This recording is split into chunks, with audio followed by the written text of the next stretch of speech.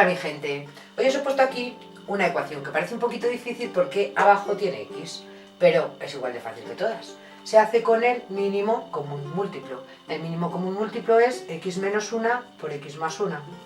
Ya sabéis que aunque parezca igual no es igual, que aquí está menos y aquí está más. Si no sabéis además lo hacéis con un número, inventáis, por ejemplo, que la x valga 5, 5 menos 1, 5 más 1.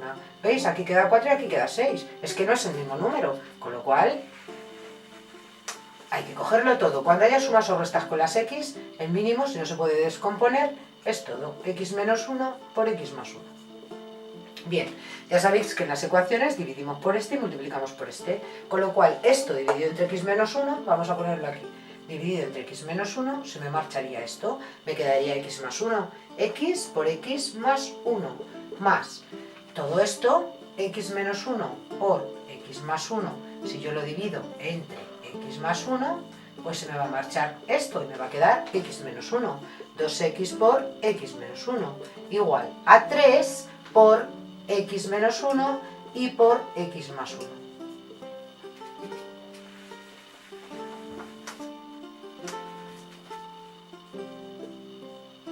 Bien, y ahora ya la continuamos. X por x cuadrado, x por una x, más 2x cuadrado menos 2x igual a 3. Ojito, que esto es una diferencia de cuadrados.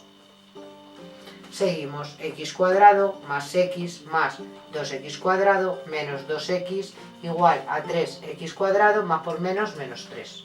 Tenemos x cuadrado más 2x cuadrado menos 3x al cuadrado más x menos 2x más 3 igual a 0. Más x menos 2x más 3 igual a 0.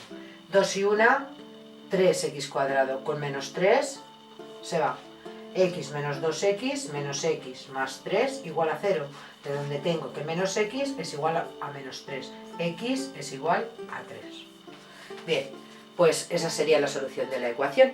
Espero que os ayude y que os sirva para conseguir aprobar y conseguir aprender esto. Venga, hacia adelante.